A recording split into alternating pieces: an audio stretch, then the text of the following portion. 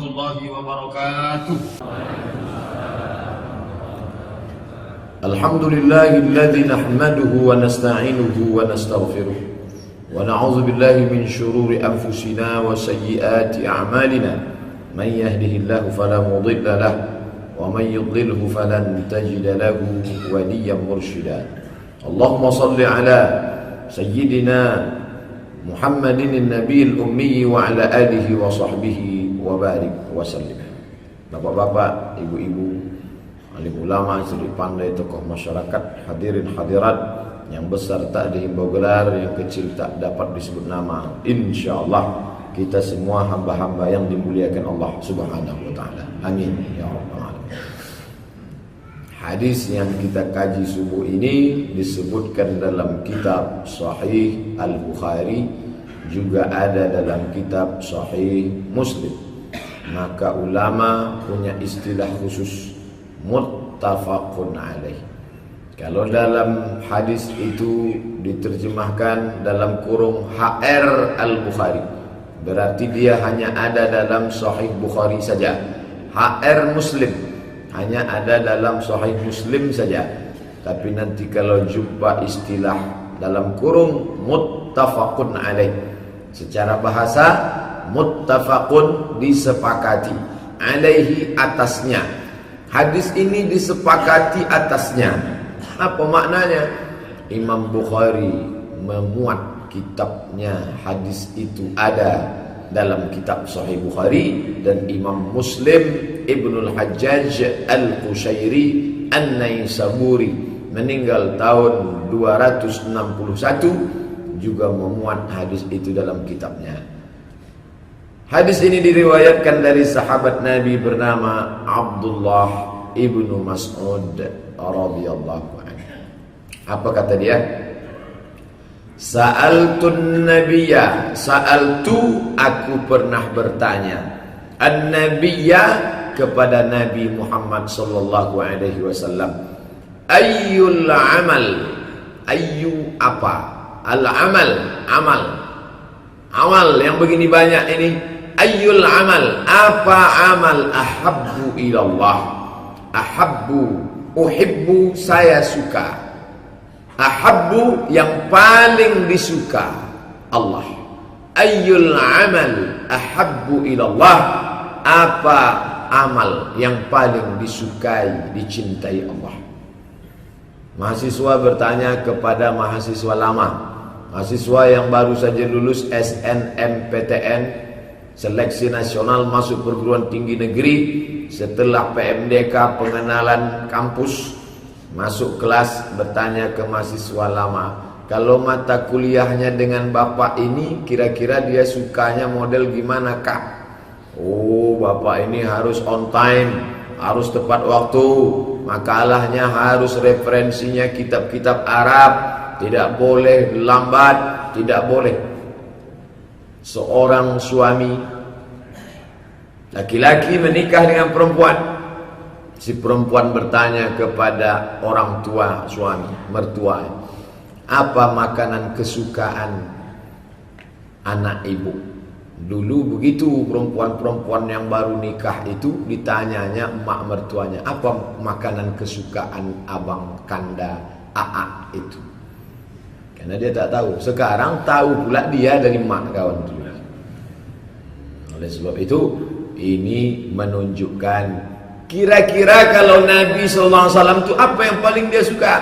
Nah sekarang Allah Subhanahu wa ta'ala, ayyul amal ahabbu ilallah, apa amal yang paling disukai Allah Subhanahu wa ta'ala? Pertanyaan Abdullah bin Mas'ud radhiyallahu an, pertanyaan orang yang cerdas. Gimana letak cerdasnya? Dia tak bertanya amal itu apa saja, tapi dia bertanya amal itu semua orang tahu banyak. Ada puasa sunat, ada zikir, ada baca Quran, ada menyantuni anak yatim, ada bangun masjid, ada tahajud malam. Di antara amal yang sedemikian banyak ini, kalau aku ingin mendekatkan diriku kepada Allah Ta'ala dengan amal soleh, jelas dalam surat Al-Kahfi dikatakan, faman kana yarju liqa'a rabbih, siapa yang berharap berjumpa dengan Rabb Allah Ta'ala, falyamal amalan salihah, hendaklah dia beramal saleh, wala yusyrik biibadati rabbih ahada, janganlah dia mempersekutukan Allah Ta'ala dalam ibadahnya dengan satu apapun. Jelas amal. Alladzi khalaqal mauta, dia yang menciptakan mati, wal hayata, dia yang menciptakan hidup, liyabluwakum ayyukum ahsanu amala. Allah membuat hidup, buat mati. Ada yang pagi ini menangis baru saja lahir, tapi ada juga yang baru saja ditangisi karena meregang nyawa, meninggal di rumah sakit. Untuk apa dibuat Allah ada hidup, ada mati, ada lahir, ada meninggal? Liyabluwakum ayyukum ahsanu amala, untuk diuji siapa yang paling baik amalnya. Innal insana lafi khusr, sesungguhnya manusia itu rugi, bapak ibu saya rugi, illal ladzina amanu, kecuali orang yang beriman, wa amilus shalihat, amal.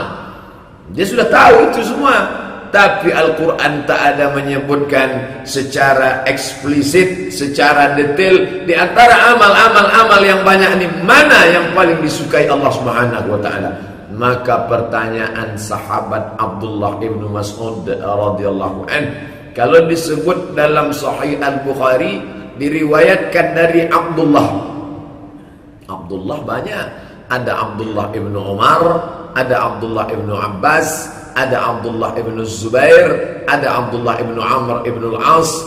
Abdullah mana yang dimaksud? Kalau disebut kata Abdullah dalam sanad hadis Sahih Al-Bukhari, maka yang dimaksud di situ adalah Abdullah ibnu Mas'ud. Itu satu rumus khusus. Karena kalau untuk yang 4 tadi, dia tidak disebut Abdullah, tapi Ibnu Abbas, Ibnu Umar, Ibnu Zubair, Ibnu Amr ibnu Al-As.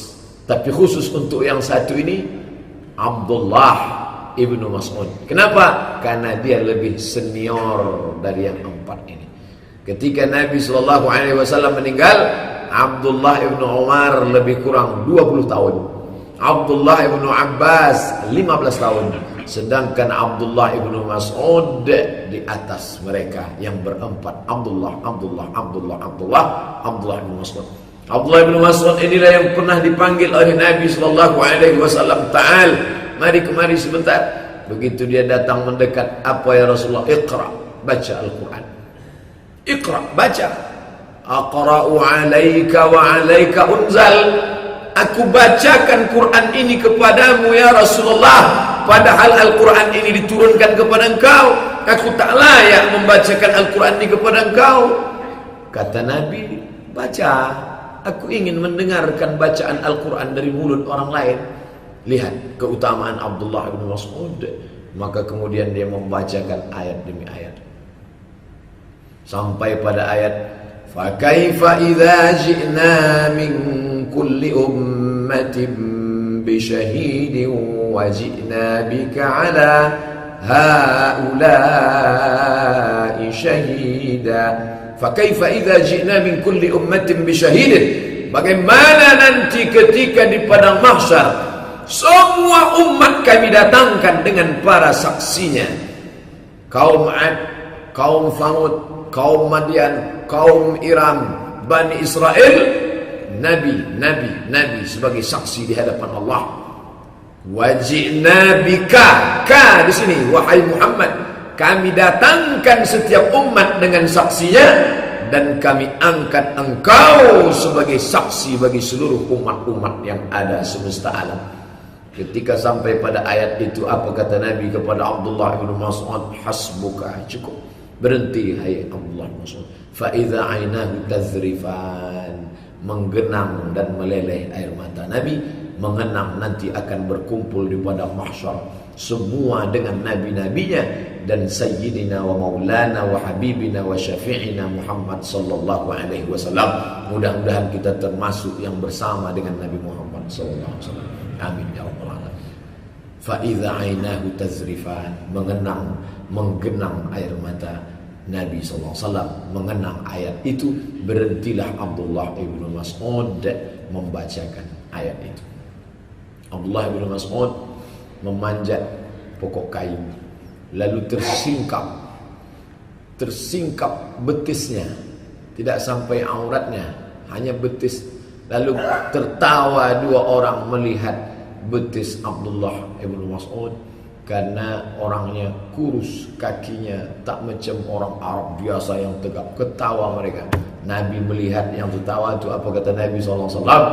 Kalau ditimbang betis Abdullah bin Mas'ud dengan bukit Uhud, lebih berat lagi di mizan timbangan Allah Subhanahu wa ta'ala. Nabi ingin mengajarkan, innallaha la yanzuru ila ajsamikum. Allah tak menengok fisik, bentuk. Wala ila suwarikum. Allah tak menengok rupa wajah. Walakin yanzuru ila qulub. Yang dipandang Allah adalah kesucian, kebersihan hati. Wa a'mal, dan amal. Bersih hati, baik amal. Ada banyak amal, hati busuk. Ada hati bersih tapi tak mau beramal. Solat subuh jam 8 pagi. Yang diinginkan itu adalah bersih hati, baik amal, dan itu ada pada diri Abdullah ibnu Mas'ud radhiyallahu anhu. Cerdas, bertanya kepada Nabi, ayyul amal, apa amal yang paling dicintai Allah wahai Rasulullah? Ini tak bisa dijawab pakai logika akal. Ini bukan nomen akal. Ini tidak bisa dijawab pakai survei. Dia ingin jawaban yang langsung datang dari mulut yang tak berdusta, dan setiap kata adalah wahyu. Wa ma yantiqu 'anil hawa. Dia bicara tidak mengikuti hawa nafsunya, bukan berdasarkan like and dislike, suka dan tak suka, bukan berdasarkan rasionalitas akal, tapi dia mengikuti wahyu. In huwa illa wahyu yuha, melainkan wahyu dari Allah Subhanahu wa ta'ala.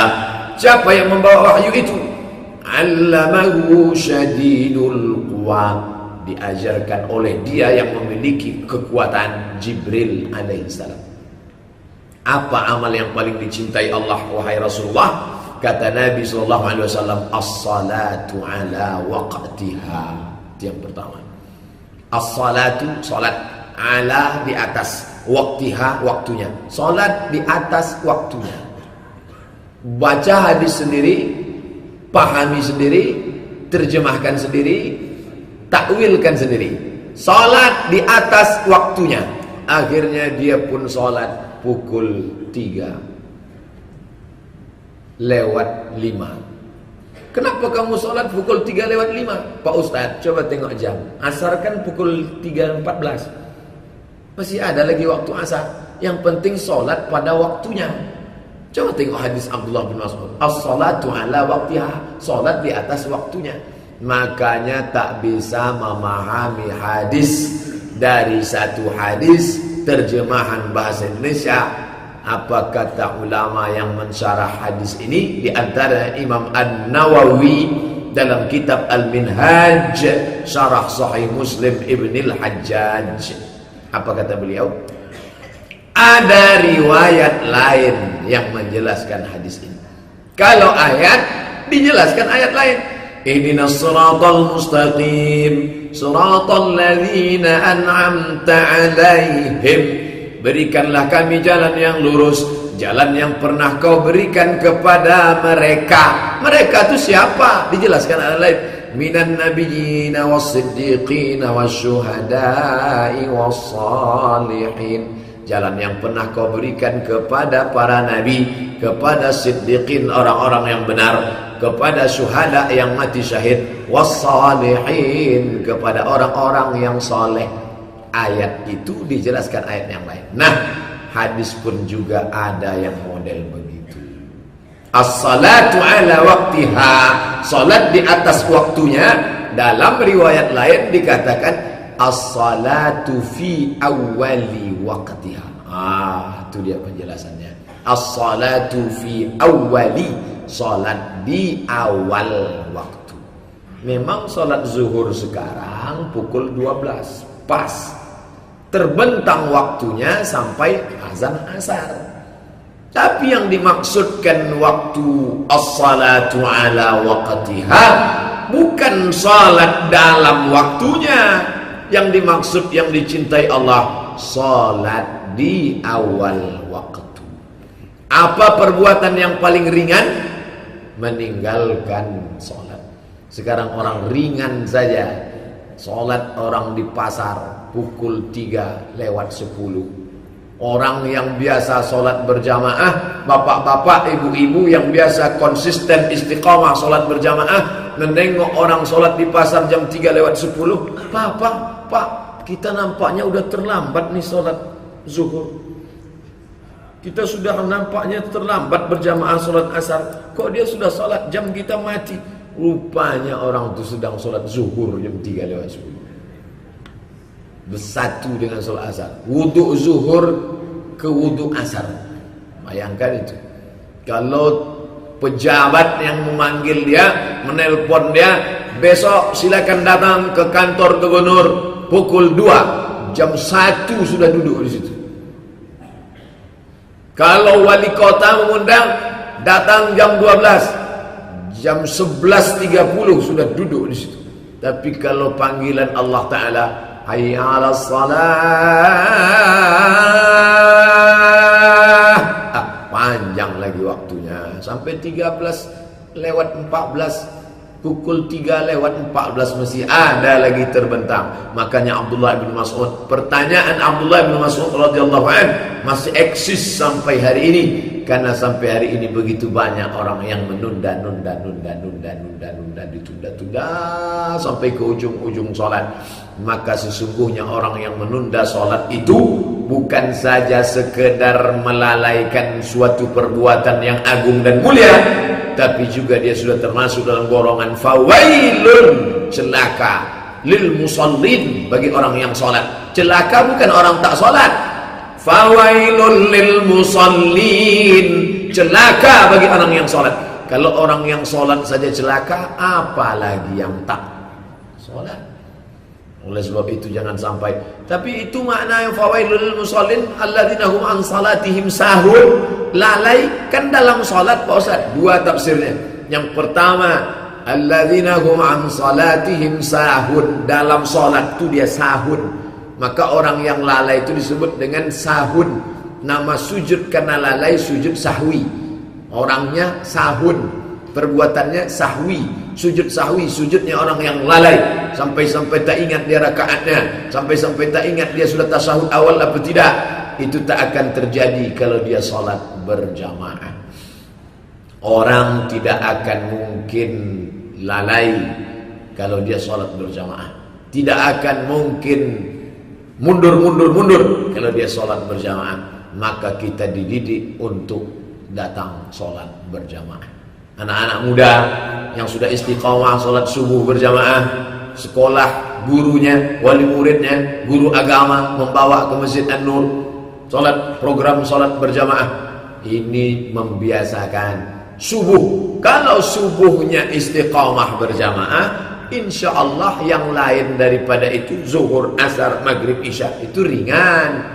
Oh, berat juga Pak Ustaz, subuh paling berat. Saking beratnya sampai dikatakan Nabi, lau ya'lamuna ma fil atamati was subhi, andai mereka tahu keutamaan salat berjamaah isya dan subuh, la atauhuma habwan, mereka akan datang walaupun habwan, merangkak.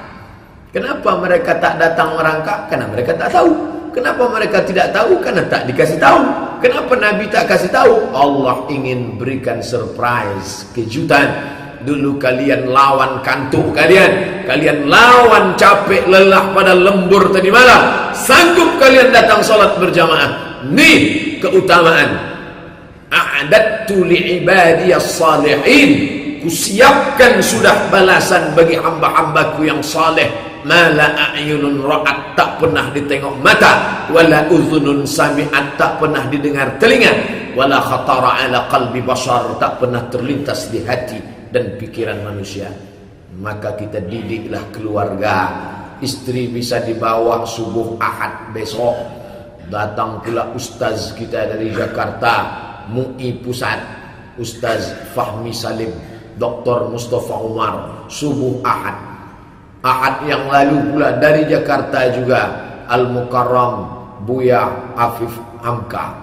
hadir di masjid kita ini, bawa istri, bawa anak, bawa keponakan, bawa sahabat, kawan, itulah yang akan menolong di hadapan Allah Subhanahu wa ta'ala. Saya dulu sebetulnya tak tahu di masjid Rayaan Nur itu ada pengajian. Kebetulan saya tidur di rumah kawan saya, bapaknya ngajak, saya malas betul subuh tuh mau berangkat ke masjid, tapi karena tak enak hati saya ikut. Akhirnya, jadi dia tidak mengajak orang lewat ceramah, dia bukan penceramah. Salat subuh ke masjid, salat subuh ke masjid. Rupanya yang berceramah itu pun salat jam 7.30. Nah, dia tidak menceramahi orang, dibawanya anaknya ketuk pintu. Tak usah kejam-kejam betul dengan anak lah Pak, biarkan aja dia tidur sampai, ini kan libur tanggal merah. Nanti kalau kita kejam betul, nanti sudah tua kita pula dipaksanya nanti sholat. Ini bukan cara mendidik yang baik. Yang penting kita tunjuk ajar saja, maka itu akan berkesan di kepala dia. Perbuatan yang agung dan mulia, intizarus salah, menunggu sholat. Intizar, menunggu sholat. Datang saya tausiah zuhur dulu, sekarang sudah berkurang sebab mengajar di UIN, tak terkejar dari Panam sampai kemari. Datang saya kemari jam 12, rupanya jamaah sudah menyusun shop. Dari jam 12 kurang 15 ada yang megang Quran, ada yang megang tasbih. Intizarus sholah, menunggu sholat. Yang satu megang Quran, yang satu megang tasbih, yang satu megang HP. Ini bapak ni main-main HP pula di masjid. Setelah didekati, astagfirullah, rupanya membaca Quran digital. Bukan update status, Quran digital dia baca. Bismillahirrahmanirrahim.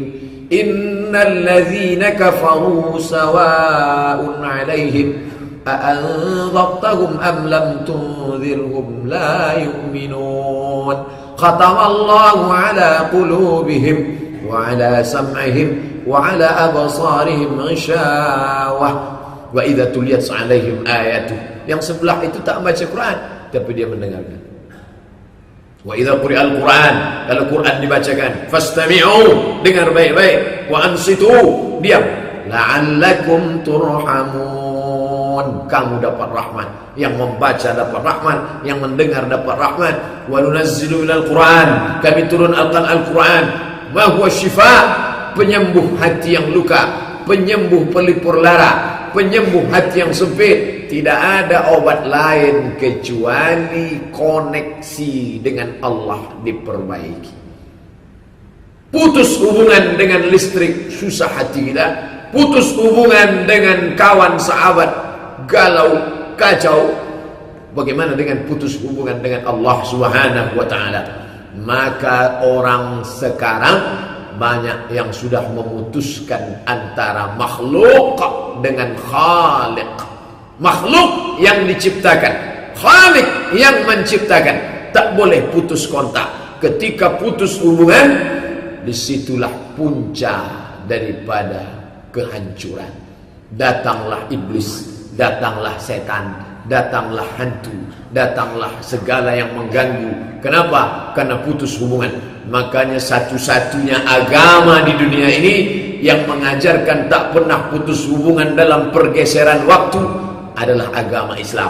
Boleh adakan kajian perbandingan dengan Hindu, Buddha, Konghucu, Katolik, Protestan, aliran kebatinan. Setiap bergeser waktu, orang Islam menjalin koneksi hubungannya dengan Allah Subhanahu wa ta'ala.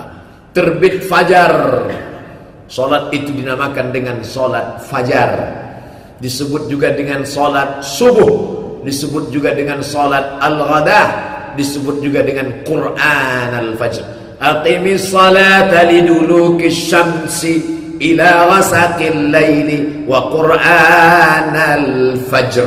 Kenapa salat kita tadi disebut dengan Quran al-Fajr? Karena ayat yang paling panjang dibaca Nabi yaitu dalam salat subuh. Maka disebut salat subuh itu dengan salatul fajar. karena solat dilaksanakan saat terbit fajar shadiq. Salatul ghadah, salatul subhi, karena waktunya waktu subuh, disebut juga dengan salatul ghadah, salat di awal hari, disebut juga dengan Quran al-Fajr. Inna Quran al-Fajr kana mashhuda. Sesungguhnya Quran yang dibaca pada waktu fajar, pada waktu salat subuh, dipersaksikan oleh para malaikat. Memangnya kalau kita baca Quran tak ditengok malaikat Pak Ustaz? Ada. Inna alaikum la'afizin. Bersama kamu ada malaikat hafazah kiraman katibin ya'lamuna ma taf'alun. Kenapa salat subuh dikatakan dipersaksikan malaikat? Karena malaikat yang menjaga dari asar semalam ke salat subuh ini, ada malaikat siang dari salat subuh ini ke asar nanti, berjumpanya pada salat subuh. Malaikat sip malam dengan sip siang berjumpa pada salat subuh, ikut menyaksikan, ikut mengucapkan ghairil maghdubi alaihim waladdallin.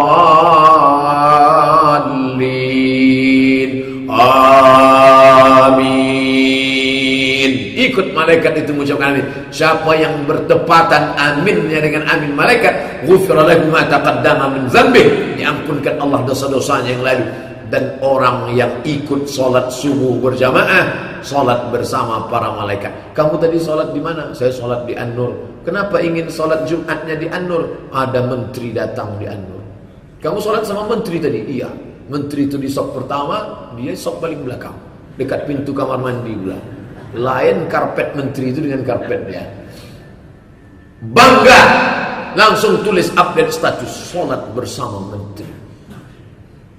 Padahal ada yang lebih hebat daripada menteri itu. Siapa dia? Malaikatun, malaikat-malaikat yang tak berdosa, malaikat-malaikat yang paling dekat dengan Allah. Kapan dia bersama? Ketika sholat subuh berjamaah di awal waktunya. Makanya pahalanya luar biasa dan balasannya pun luar biasa. Sampai-sampai dikatakan orang yang malas segan meninggalkan sholat subuh, tanda-tanda orang munafik. Innal munafiqina fid darkil asfal. Orang munafik ada dalam keraknya api neraka. Mana dia? Salah satu cirinya, idza haddatsa, kalau bicara kadzaba, dusta. Wa idza wa'ada, kalau berjanji akhlafa, ingkar. Wa idza tumina, kalau diberi amanah khana, berkhianat. Salah satu cirinya meninggalkan salat subuh. Man nama, siapa yang tidur, walam yusalli, sampai tak sembahyang subuh, balas syaitanu fi udhunayhi, setan kencing di telinga. Kencing juga setan itu Pak Ustaz? Iya. Toiletnya mana Pak Ustaz? Telinga orang yang tak sholat subuh. Allah masih sayang. Kalau tak sayang tertulis di situ WC, toilet. Jangan sediakan WC untuk setan, jangan sediakan toilet untuk iblis. Dengan sebab apa? Atas sebab musabab, karena tidak sholat subuh. Oleh sebab itu, keuntungan yang luar biasa bagi kita di Pekanbaru. Paling tidak selamat 2 kali subuh. Subuh Sabtu, subuh Ahad, tabligh akbar. Subuh Jumat mungkin berat karena kerja, takut tak siap, ibu mau masakkan sarapan anak, menyiapkan perlengkapan bapak itu ini segala macam. Tapi kita tetap di masjid-masjid dekat rumah kita. Tapi untuk datang ke An-Nur, motivasi yang kuat luar biasa. Kenapa? Akan ada pengajian besok dengan Al-Mukarram Dr. Mustafa Umar mengkaji masalah ini, kajian bersilabus, ada kurikulumnya, tatap muka, ada pengajian khusus. Ini semua kesempatan membawa keluarga, membiasakan mengamalkan yang dicintai Allah. As-salatu ala waqtiha, salat di awal waktu. Enak saja orang sekarang meninggalkan salat. Padahal apa kata Nabi? Man tarakas salata muta'ammidan, siapa yang meninggalkan salat secara sengaja, faqad kafara, maka kafirlah dia. Jihara, jihar, bismillah yang dibaca nyaring, jahar. Syirik yang tersembunyi disebut khafi. Ada yang tersembunyi khafi, ada yang nyata jahar. Maka orang yang meninggalkan salat itu kafara jihara, maka kafirlah dia secara jihar, nyata. Al-aqdul ladzi baini wa baina 'abdi, ini aku, ini hambaku. Sempadan, perbatasan, garis pemisah antara aku, hambaku dengan kekufuran, meninggalkan salat. Ketika dia meninggalkan salat, maka kafirlah dia secara nyata. Sebagian ulama mengatakan kafirnya itu kufur nikmat. Dia masih tetap muslim, tapi dia kufur nikmat. Ini ulama yang lunak, yang lembut. Tapi ulama yang keras, yang dimaksud kafir di situ kharijun anil millati, dia kafir, keluar dari Islam karena sudah meninggalkan sholat secara sengaja. Oh, kalau begitu dia keluar dari Islam, berarti gugur fardu kifayah. Ya, menurut yang keras ini gugur fardu kifayah, tidak lagi layak disolatkan, tidak dikafani, tidak dikebumikan di pemakaman kaum muslimin, tidak disolatkan, tidak dimandikan, tidak dikafankan, tidak dikebumikan, ditanam, dikubur di pemakaman kaum muslimin. Lalu kemana diserahkan? Serahkan ke seberang jalan. Ambil ini untuk kalian, oleh-oleh. Mau kalian suntik formalin, silakan. Apa maknanya? Dalam Islam itu ikatan MOU, Memorandum of Understanding, antara kita dengan Allah Subhanahu wa Ta'ala adalah salat. Maka kita perbaharui terus. Allahu Akbar, terbit fajar shadiq, perbaharui MOU. Inna salati wa nusuki wa mahyaya wa mamati lillah. Tergelincir matahari pas pukul 12, Allahu Akbar, inna salati wa nusuki wa mahyaya wa mamati lillah. Condong matahari petang pukul 3.14, Allahu Akbar, inna salati wa nusuki wa mahyaya wa mamati lillah. Tenggelam matahari, nampak syafaq ahmar sebelum terbit bintang. Syafaq ahmar, ufuk merah di barat sebelum terbit bintang. Pendek waktunya, perbaharui lagi. Sempurna, habis syafaq ahmar, terbit bintang, masuk waktu isya, perbaharui lagi. Tak pernah putus kontak. Bergeser waktu, hati tak pernah bergeser. Berubah zaman, hati tak pernah berubah. Ya muqallibal qulub, wahai engkau yang membolak balik, menggeser arah hati, sabbit qalbi ala dinik, kokohkan hatiku dalam agamamu, wa ala ta'atik, dalam ketaatan kepadamu. Tidak ada satupun manusia di bumi ini yang lepas daripada bernama Tuhan. Dia tak tahu namanya siapa, dikasih nama. Siapa namanya? Tuhan. Tuhan, Tuhan, Tuhan, Tuhan itu jadi hantu. Tak tahu dia namanya siapa. Maka datanglah Nabi Muhammad memberitahu namanya bukan Tuhan. Lalu namanya siapa? Ditulis Al-Mu'minul Muhaiminul Azizul Jabbarul Mutakabbirul Khaliqul Bari'ul Musawwirul Ghafarul Qahharul Wahhabur Razzaqul Fattahul Alimul Qabidul Basitul Rafi'ul Mu'izzul, sampailah habis Al-Mughnil Mani'ud Darun Nafi'un, sampailah kepada Ar-Rasyidus Sabur. Walillahil asma'ul husna, Allah punya nama yang baik-baik. Fad'uhu biha, panggillah dia. Ya Rahman, Ya Rahim, Ya Malik, Ya Qudus, Ya Salam, Ya Mu'min, Ya Muhaimin, Ya Aziz, Ya Jabbar, Ya Khaliq, Ya Musawwir, Ya Ghaffar. Qul id'u Allah, panggillah ya Allah. Awid'u Rahman, kau panggil ya Rahman. Ayyamma tad'u, nama manapun yang kau panggil. Falillahil asma'ul husna, Allah punya nama yang baik-baik. Nenek moyang kita tak tahu namanya siapa. Siapa namanya? Pokoknya adalah dia. Namanya siapa? Tuhan. Tuhan. Setelah Nabi Muhammad SAW datang, barulah kita tahu namanya. Namanya Allah. Allahu Akbar. Bapak Ibu yang dimuliakan Allah Subhanahu wa Ta'ala, sampai-sampai Einstein, pakar gravitasi, pakar ilmuwan yang gambarnya dipajang orang sampai di belakang oplet pun diberi, Einstein. Bagaimana cirinya? Tak sempat dia bersisir, rambutnya kacau balau, acak kandung. Einstein. Kata orang dia tak percaya pada agama. Pernah orang bertanya, kamu percaya pada agama? Saya tak percaya pada agama. Pada Tuhan, Tuhan percaya. Agama dia tak percaya. Agama dia tak percaya. Tuhan dia percaya. Kata dia Tuhan itu terlalu besar untuk didominasi oleh sebuah agama. Ini orang sekuler, liberal. Tapi seliberal, sesekulernya orang, dia tetap percaya kepada Tuhan. Kalau tidak percaya pada agama, mana mungkin percaya pada Tuhan? Nurani, naluri manusia mengatakan ada dia. Namanya siapa? Namanya X. Namanya dia kasih sendiri, namanya X. Kan susah sekali itu kalau berdoa Tuhan namanya X. Oh, X. Ya Allah. Dari mana Nabi Muhammad tahu namanya Allah? Allah ngasih tahu. Melalui siapa? Jibril alaihissalam. Allahu la ilaha illa huwal hayyul qayyum. Allah la ilaha illa huwa, tak ada Tuhan lain selain dia, tak ada sembahan selain dia. Al-hayyu maha hidup, al-qayyum yang maha mengurus. Abdul Somad diurusnya, diciptakannya Abdul Somad, dikasihnya Abdul Somad hidup, diberinya Abdul Somad rezeki, diberinya Abdul Somad kuasa qudrat iradat, dimatikannya Abdul Somad. La ilaha illallah wahdahu la syarikalah, lahul mulku wa lahul hamdu yuhyi wa yumiit. Dia menghidupkan, dia mematikan. Jangan putus koneksi dengan itu. Anakku, ayah nampaknya tak lama lagi akan meregang nyawa sakaratul maut. Aku akan mati nak. Pesanku cuma satu kepada engkau. Apa itu ya?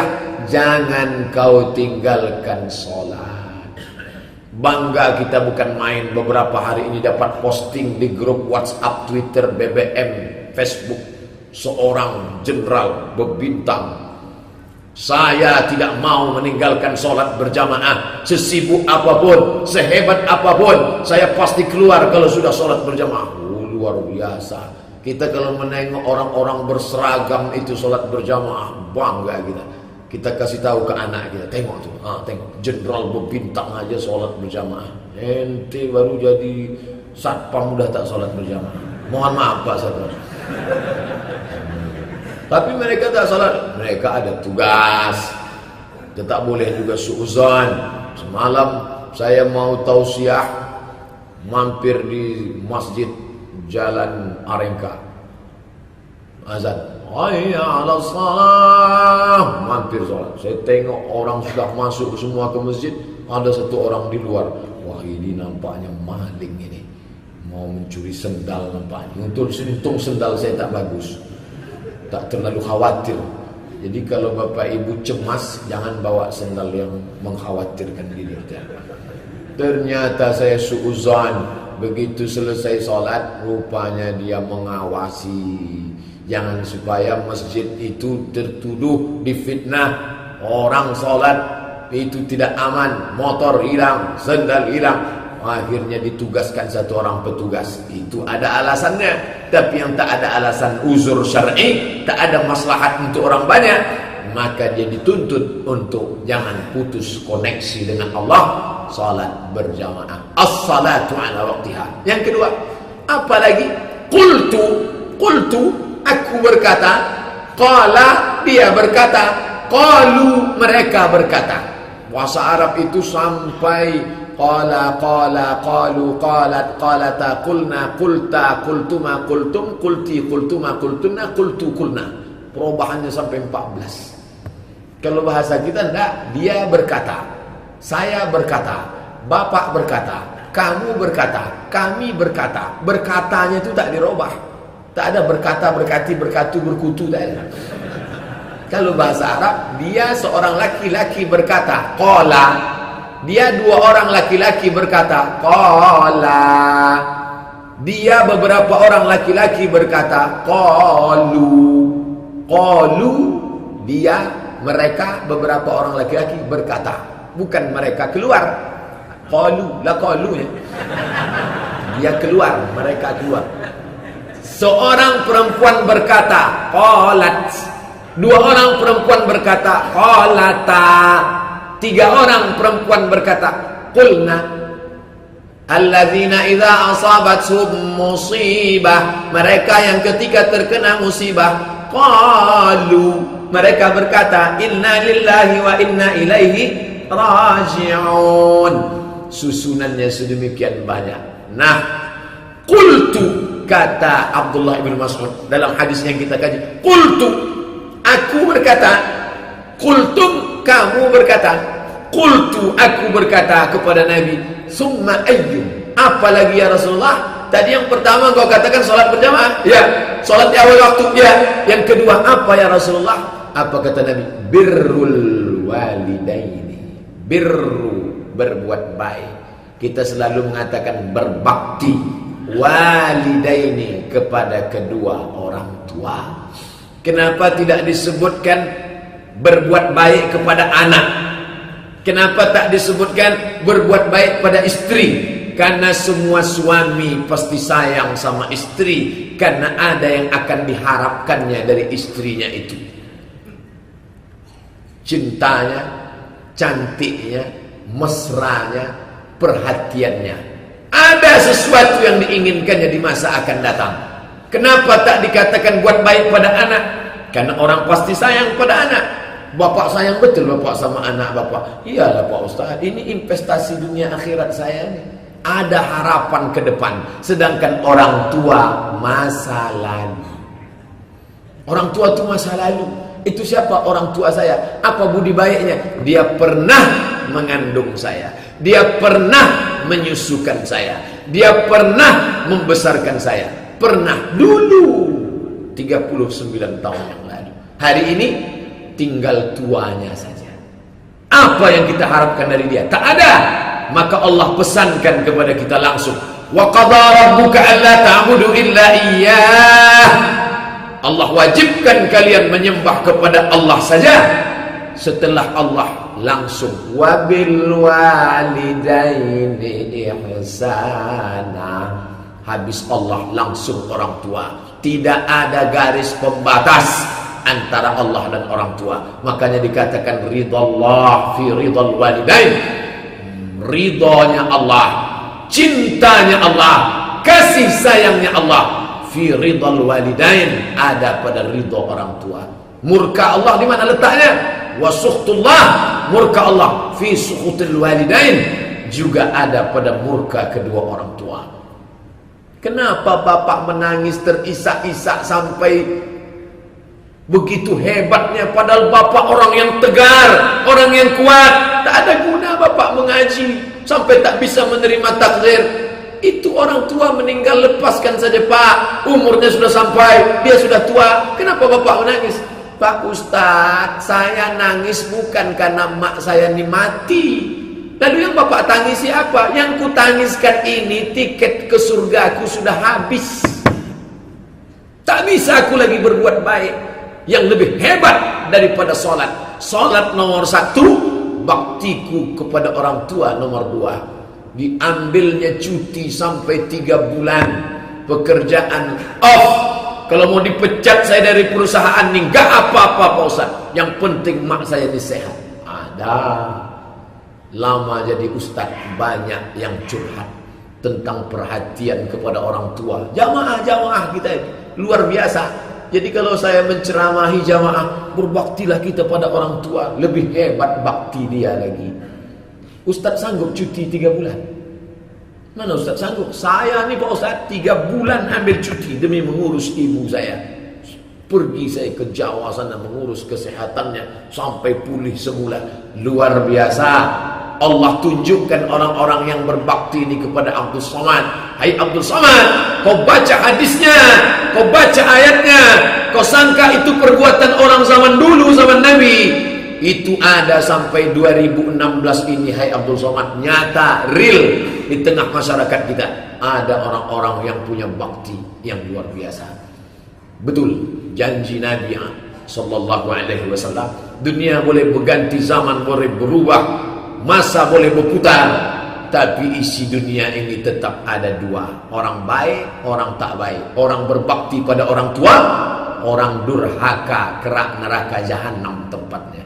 Menangis, meraung, mencakar dinding, tak ada guna penyesalan. Pikir dulu pendapatan, sesal di akhir tiada berguna. Kalau masih ada nyawanya, masih lagi dia hidup bersama kita, cium tangannya, peluk erat tubuhnya, apa yang diinginkannya, maka jagalah sebaik-baiknya. Karena kata Nabi, birrul walidain. Ya Rasulullah, ya uktutibtu, namaku sudah tercatat sebagai orang yang ikut perang jihad. Aku ingin masuk surga dengan jihad. Kenapa? Karena kalau aku mati fisabilillah, aku tidak akan merasakan sakratul maut, melainkan hanya seperti cubitan pada kulit. Aku ingin tidak merasakan azab kubur, karena tiap hari aku sudah berdoa, Allahumma inni a'udzubika min azabi jahannam wa min azabil qabri. Aku ingin supaya tidak merasakan hisab, karena aku takut segala amalku ditimbang. Aku ingin dapat 3, tak merasakan sakratul maut, tak merasakan azab kubur, tak merasakan hisab. Izinkan aku perang jihad fisabilillah. Apa kata Nabi? Alaka min ummin, emakmu masih hidup? Emakmu masih hidup? Masih ya Rasulullah.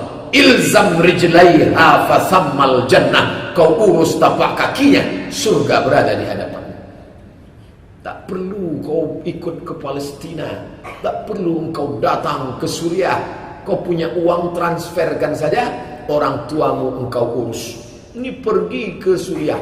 Sampai ke Suriah bukan meringankan beban orang Suriah, bertambah pula beban orang Suriah. Memasakkan lontong dia lagi. Udah 4 hari tak sarapan, tak lalu makan tepung gandum. Hajab orang Suriah gara-gara dia. Bapak Ibu yang dimuliakan Allah Subhanahu wa taala, man jahhaza ghazian faqad ghaza. Siapa yang mempersiapkan alat-alat perang, maka dia sudah berperang. Transferkan duit, masukkan dalam penggalangan dana. Emak ayah kita yang ada di Pekanbaru nih, jaga dengan baik. Saya tak bisa Pak Ustaz, masuk kantor 7.30, berangkat dari rumah pukul 7, pulang dari kantor pukul 4, tambah lembur pukul 6, sampai rumah pukul 8. Saya berangkat, emak saya sedang tidur. Saya pulang, dia pun sudah tidur. Tak sempat jumpa. Gimana Pak Ustaz solusinya? Maka ada satu tempat namanya Jenderam. Saya sampailah ke Jenderam. Karena tempat itu di Jenderam, di Selangor, Malaysia. Maka dibuatlah tempat itu nama Al-Jenderami. Karena tempatnya di Jenderam, maka disebut Al-Jenderami. Saya tengoklah, isinya makcik-makcik, pakcik-pakcik sudah tua. Pagi-pagi mereka berzikir, habis zikir baca Quran, habis itu ngaji, habis itu cerita-cerita, minum kopi, minum teh, habis itu istirahat. Nanti sore atau ba'da maghrib datang keluarganya menjemput. Dari pagi sampai sore, sehingga hari tua mereka tuh happy, bahagia, jumpa sama kawan-kawannya sebaya, nyambung ceritanya. Lalu kemudian mereka bisa mengisi hari tuanya tidak hanya dengan tidur. Sekarang banyak orang-orang tua kita ini tidur. Asal duduk sedikit, tidur. Asal nampak bantal, tidur. Maka saya melihat di Jenderam ini, tenang sekali orang-orang tua di sini. Saya tidak memikirkan orang tua saya, yang saya pikirkan aku rasanya inginlah dalam hati kalau tua nanti macam di Jenderam ini. Sekarang umur 2017 ini 40, berarti 20 tahun lagi 60. 2040 umur saya 63. Betapa indahnya kalau di Pekanbaru ada. Rupanya ada orang yang terbuka pintu hatinya, dibuatnya lah macam yang ada di Jenderam ini. Namanya panti jompo Pak Ustaz? Bukan. Baitus Sa'adah. Bait rumah, Sa'adah kebahagiaan. Baitus Sa'adah rumah kebahagiaan. Saya tak maulah pakai bahasa Arab tuh Pak Ustaz. Jadi pakai bahasa Inggris. Happy home. Happy house. Rumah kebahagiaan. Jadi masuknya jam 8 pagi. Masuk jam 8 pagi, nanti cek darah, cek kesehatan. Ibu sehat Bu. Kata orang saya sakit. Enggak, siapa yang bilang sakit? Semua orang yang bilang sakit, ibu sakit, dia yang sakit. Ibu sehat. Oh, sehat saya. Ya. Setelah itu acara coffee morning, minum kopi. Apa kabar? Sehat. Ibu tinggal di mana? Di sana. Anak-anaknya sehat-sehat semua, cucu-cucu. Alhamdulillah. Habis itu pengajian dengan Ustaz Dr. Mustafa Umar, Ustaz Hasbullah, Ustaz Mas Riyadi Hasan, Ustaz kita. Ada bacaan, belajar Quran. Sudah disusun silabusnya. Belajar Quran, belajar fikih, Jangan takut nanti suruh ngapal rukun sholat 13. Yang tak hafal tegak kaki sebelah. Nah, itu anak-anak. Ngajinya ngaji macam ngobrol biasa. Dipelajari bagaimana psikologis orang tua. Ngajar anak-anak lain, ngajar orang tua lain dengan santai, bertukar pikiran, tidak lagi memperlakukan diri sebagai saya nih ustaz, saya nih ustaz. Enggak, tapi sebagai seorang anak yang sedang bercerita dengan emak ayahnya. Makcik, pakcik, apa, amak. Jadi sembahyang kita ini, sholat kita ini, begini caranya, begini zikirnya, begini. Diajak berzikir, La ilaha illallah. Nanti sampai waktu makan siang, makan. Habis itu ada qailulah, istirahat tidur siang. Ini tempatnya di Kulim. Dulu saya pikir karena di Malaysia itu tempatnya denderam, dulu diberi nama Al-Jenderami. Kalau di Kulim berarti Al-Kulimi. Tak usahlah kita buat itu Pak Ustaz. Jadi nama yang paling mantap Baitus Sa'adah. Masya Allah, luar biasa. Jangan menyangka kita sedang menitipkan orang tua kepada orang lain. Tidak. Tapi bagaimana orang tua kita itu di akhir ayatnya, muda berkarya, tua bermakna. Muda berkarya, tua bermakna. Luar biasa. Di Pekanbaru itu semua ada. Yang muda, nanti malam ada pengajian khusus untuk anak muda. Muda berkarya, tua bermakna. Orang sekarang banyak ada muda gaplek, tua truk, sampai tak ada makna hidup sama sekali. Makanya ini pelajaran yang luar biasa. Kalau kita tidak bisa berbuat banyak, jangan sampai yang sedikit pun tidak. Apa kata kaidah? Ma la yudraku kulluh, la yutraku ba'duh. Kalau kau tak bisa buat semua, jangan kau tinggalkan semua. Saya ini tak bisa Pak Ustaz, dengan keterbatasan saya, ngurus istri lagi, ngurus anak lagi, ngurus kantor lagi, ngurus kerja lagi, ngurus karyawan lagi. Saya berangkat pagi, saya harus pulang. Orang tua ini saya tak bisa. Maka kita dengan segala keterbatasan kita masih bisa berbuat. Jangan sampai di akhir hayat kita akan menerima azab sebelum azab neraka jahanam. Orang yang minum khamar bisa jadi di dunia dia sehat walafiat, azabnya ditunda di akhirat. Orang yang makan riba bisa jadi di dunia dia kaya raya, azabnya ditunda di akhirat. Tapi ada azab di dunia pasti dapat, di akhirat pasti dapat. Dosa apa itu? Durhaka pada orang tua. Orang yang durhaka pada orang tua, dosanya diazab 2 kali. Di dunia dapat, di akhirat dapat. Jauh berjalan banyak ditengok, lama hidup banyak dirasa. Saya sudah banyak melihat orang-orang yang durhaka di masa muda, maka merasakan azabnya di hari tua. Dulu tuh Pak Ustaz sama orang tuanya begini-begini, makanya di hari tuanya anak-anaknya pun memperlakukan dia macam itu. Rasakan. Apakah kalau sudah dapat di dunia azabnya, di akhirat nanti tak dapat lagi? Dapat lagi. Kalau begitu Allah tak adil. Orang yang minum khamar di akhirat aja, orang yang makan riba di akhirat saja. Kenapa dia di dunia dapat, di akhirat dapat? Begitulah kerasnya azab, karena dia menyia-nyiakan orang tua. Di dunia dapat, di akhirat dapat. Di dunia dapat, di akhirat kena dapat lebih. Itu yang di dunia itu DP-nya. Nanti di akhirat baru completely sempurna. Nanti di akhirat kau akan merasakan azab akibat durhaka kepada orang tua. Uququl walidain. Hal adullukum ala akbaril kabair? Maukah kalian kutunjukkan dosa terbesar di antara dosa besar? Sahabat bertanya, "Na'am." Ya, apa dosa paling besar ya Rasulullah? Asyirku, syirik. Yang kedua ya Rasulullah, uququl walidain, durhaka pada orang tua. Yang ketiga ya Rasulullah, syahadatu zur, memberikan kesaksian palsu. Dosa terbesar. Sedangkan yang kita kaji kali ini 3. Apa amal yang paling hebat, paling dicintai Allah? As-salatu ala waktiha. Yang kedua, birrul walidain. Tengok, pandang, lihat korelasi antara 2 hadis yang berbeda, tapi ada kesamaan. Pertama, syirik yang paling dimurkai, yang paling dicintai salat. Salat lawannya syirik.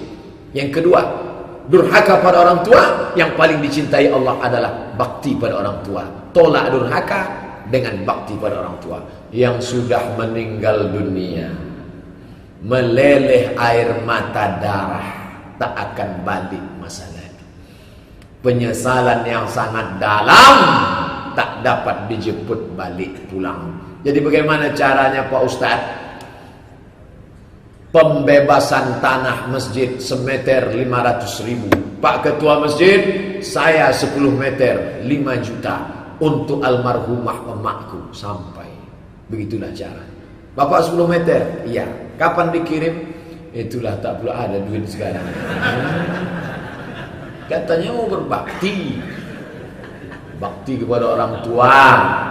Nih hari libur nih, besok hari libur, hari Ahad, datang ke panti asuhan belakang Koki Sunda.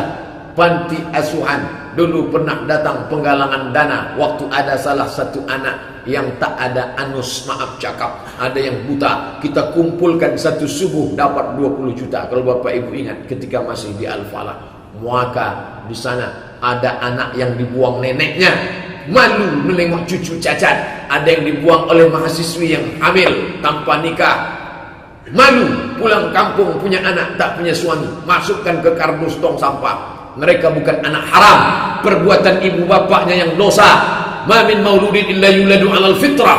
Anak itu suci, bersih, fitratul Islam, kata Abu Hurairah. Maka kita pun datang menyantuni, bawakan nasi 10 kotak untuk almarhumah emakku. Nasi 10 kotak. Pak, berapa anak yatim di sini? Ada 200. Bapak mau kasih semua? Enggak, 10 aja, 10 kotak. Jadilah, kalau ada 200, kita datang 10 orang, bawa 10, sudah 100. Datang orang lain, sudah 100. Jadi jangan berpikir, alah, cuma 10, apalah maknanya. Kalau semua orang berpikir begitu, takkan ada anak yatim, orang susah, jompo yang tersantuni. Ya Rasulullah, ya, ummi, amak saya, matat, meninggal. Mak saya meninggal, apa atasaddaqu anha? Bolehkah saya bersedekah? Anha, bukan untuk saya, anha, untuk dia. Bolehkah saya bersedekah, pahalanya saya niatkan? Kata Nabi, tasaddaq, bersedekahlah engkau. Menghilangkan hati yang sedih, pelipur lara, melapangkan kekesalan di masa lalu. Banyak-banyak bersedekah untuk almarhumah. Sampai bangga saya melihat seorang badan tegap, bertatu, preman, pakai baju lengan pendek, tertulis tatu. Apa tatunya? I love Ahmad Dhani. Memang preman, tapi Ahmad Dhani luar biasa. Sekarang orang tak lagi menganggap ibu itu sebagai tempat keramat. Doamu tak dikabulkan Allah, belum tentu dikabulkan Allah. Tapi ada doa yang pasti, mintalah doa kepada dia. Sebelum pergi jauh, mak, aku kan pergi jauh nih ke Kalimantan, doakan aku sehat. Andai aku mati, matikan aku dalam husnul khatimah. Akan kudoakan engkau sampai akhir hayatku. Doa ibu itulah yang menyertai banyak di antara bapak ibu ini. Suksesnya di mana? Di ujung lidah seorang ibu. Jangan sia-siakan orang tua kita. Ustaz dari tadi ibu saja. Ayah macam mana? Ayah penting, tapi Nabi mengatakan 3 kali, ummuka, summa man ummuka, summa man ummuka, summa man abuka. Saya kalau nasihati anak saya payah. Apa payahnya? Kalau saya mau bilang kau mesti bakti ayahmu, ayahmu, ayahmu, tak ada hadisnya. Capek saya udah mencari, tak ada. Ibumu, ibumu, ibumu. Kenapa dia 3 kali dia mengandung, dia menyusukan, dia melahirkan. Kita yang laki-laki ini kalau mau dapat 3, cobalah yang 3. Balik dari sini ambil kelapa, gantungkan di perutnya agak 9 bulan 3 hari. Sambil mengajar ke UIN, sambil ceramah bawa kelapa. Tak bisa. Mereka lah yang sudah memberikan. Berapa kali dia tak jadi solat duha gara-gara kita. Berapa kali dia tak tahajud malam gara-gara tangis pekik, tangis ratap kita. Berapa kali dia puasa, yang jelas-jelas dia tak puasa 90 hari gara-gara kita. 30 hari dia tak puasa karena kita dalam perutnya. 30 hari lagi dia tak puasa karena kita menyusukan tahun pertama. 30 hari lagi dia tak puasa karena kita menyusu tahun kedua. Di tahun ketiga, tahun keempat dia mau mengganti qada puasa, lahir pula adik kita. Di hari tua ini dia mau puasa, kita titipkan pula anak kita ke rumah dia. Betapa kurang ajarnya kita di hadapan Allah. Dia tak pernah marah. Mak, jaga sekejap ya mak, aku mau pergi. Iyalah, aku sayang cucuku ini. Tapi kita sudah membiarkan dia tanpa ibadah mahlah. Tak sempat dia dulu baca Quran. Karena anak itu do, re, mi, fa, sol, la, si, do, do, fa, sol, fa, mi, re, do. Sekarang di hari tuanya dilapangkanlah dia. Bawa dia ke masjid. Mau iktikaf kemana? Iktikaf ke Rahman, iktikaf ke Al-Falah, iktikaf ke Akramun Nas, iktikaf. Mari bawa. Ayo, nanti kita pengajian subuh dengan Dr. Mustafa Umar. Yang menenangkan hatinya di hari tuanya itu tidak ada lain daripada ibadah.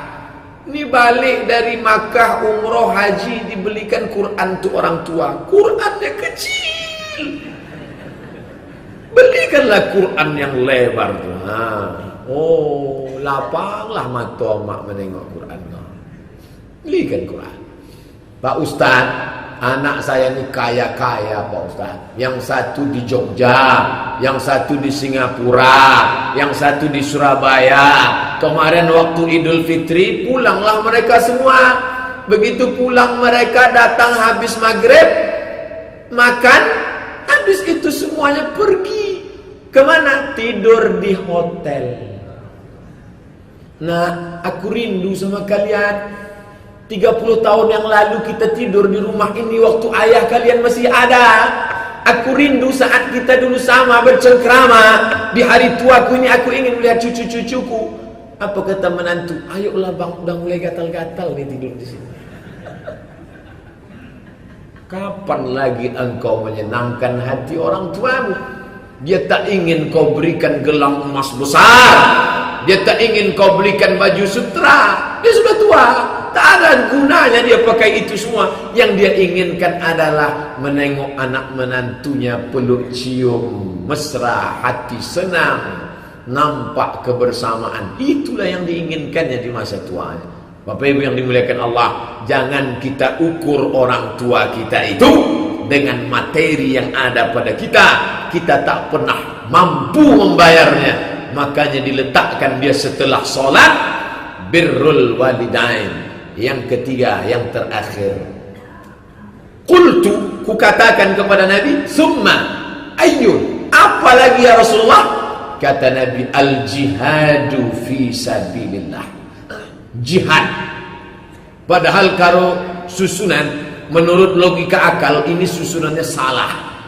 Kenapa salah? Mestinya kan jihad dulu.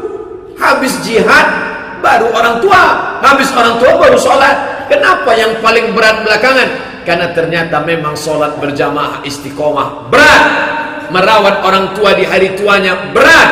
Nomor 3 yang berat adalah jihad fisabilillah. Jihad itu apa Pak Ustadz? Barzulul juhdi, mengerahkan segenap kemampuan. Apa yang ada pada kita? Bi amwalikum, harta, duit, kirim untuk beli jaket musim dingin di Suriah, untuk beli tenda kemah, wakaf terbaik. Jihad itu menjahaza ghazian faqad ghaza. Siapa yang mempersiapkan alat-alat untuk jihad, dia sudah ikut berjihad fisabilillah. Pagi ini kita diajak berjihad. Jihadnya bukan membunuh orang kafir, tapi menunjukkan rasa tak suka kepada 2 hal.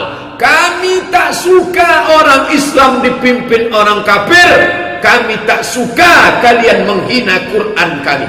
2 perasaan ini mau ditunjukkan dalam bentuk melawan kemungkaran. Saudara-saudara kita mengajak nanti pukul 7 di depan kantor gubernur, beramai-ramai. Jakarta semalam sudah bergelora, Jawa semalam sudah memposting gambarnya, Sulawesi sudah memperlihatkan tanpa anarkis. Itu hebatnya orang Islam. Tidak ada motor yang dibakar, tak ada kaca yang pecah, semuanya perdamaian, menunjukkan ketidaksukaan. Man ra'a minkum mungkaran, siapa di antara kalian yang melihat kemungkaran, falyughayyirhu biyadihi, robah dengan tangan. Kekuasaan tak bisa dengan tangan, fabilisani, dengan lidah, sampaikan. Tak juga bisa dengan lidah, fabiqalbih, dengan hati. Benci, tak suka, bukan pada orangnya. Karena kalau Allah beri hidayah, bisa saja dia bersyahadat masuk Islam. Benci melihat perbuatannya, mencaci maki Allah, Nabi dan Al-Quran serta ulama. Tunjukkan syiar. Kenapa salat Idul Fitri, Idul Adha di tengah tanah lapang? Supaya orang kafir melihat, oh ternyata orang Islam itu ramai rupanya. Salat maghrib sama subuh aja yang sunyi. Kalau Idul Fitri, Idul Adha ramai juga mereka rupanya. Kenapa waktu motong itu diajak anak dibawa istri? Syiar, tunjukkan ke tanah lapang, tunjukkan saat motong kurban. Oh, ternyata orang Islam itu sunyi kalau sholat. Kalau bagi-bagi daging ramai juga mereka. Jadi kita ramai-ramai itu bukan perbuatan mungkar, menunjukkan supaya orang di masa akan datang hati-hati. Umat Islam itu seperti lebah, dia tak mau mengganggu. Kalau dia hinggap di ranting, tak ada ranting yang patah. Tapi kalau diganggu, awas. Sampai masuk ke dalam air kolam pun dia tunggu. Jangan sarang lebah diganggu. Kalau diganggu, dia tunggu. Masalul mu'minin kamasalin nahli. Orang beriman macam lebah. Diganggu dia, awas. Masuk kalian ke sungai, ke kolam, dia tunggu. Begitu kepala kalian muncul, patutnya langsung. Nah, lalu kemudian kata Abdullah ibnu Mas'ud, lawis tazattuhu, andai kutanya lagi ke Nabi apa lazadani, pasti ditambahnya. Tapi tak kutambah karena aku takut kalau ditambahnya aku tak sanggup. Jadi Abdullah ibnu Mas'ud itu bertanya cuma 3 kali. Subuh ini pun begitu, buat pertanyaan 3 biji aja, jangan banyak. Walau istazattuhu, andai kutanya lagi apalagi ya Rasulullah, apalagi ya Rasulullah, apalagi lazanani, pasti ditambahnya. Tapi kutanya cuma 3 kali saja. Kata Nabi yang pertama, as-salatu ala waqtiha, apalagi ya Rasulullah, birrul walidain, apalagi ya Rasulullah, al-jihadu fi sabilillah. Itulah kaji kita semua ini. Sudah masuk waktu syuruk, lewat 12 menit lebih kurang, kita salat sunat isyraq 2 rakaat. Setelah itu kita akan bahas tanya jawab sampai agak-agak 7 kurang 10. Setelah itu kita menunjukkan rasa ketidaksenangan dengan orang yang menghina agama kita, dengan kemampuan kita masing-masing. Yang tak terjawab tetap akan saya jawab Sabtu yang akan datang insyaallah. Terima kasih atas segala perhatian. Mohon maaf atas segala kesilapan. Subhanakallahumma wa bihamdika asyhadu an la ilaha illa anta astaghfiruka wa atubu ilaik. Wassalamu alaikum warahmatullahi wabarakatuh.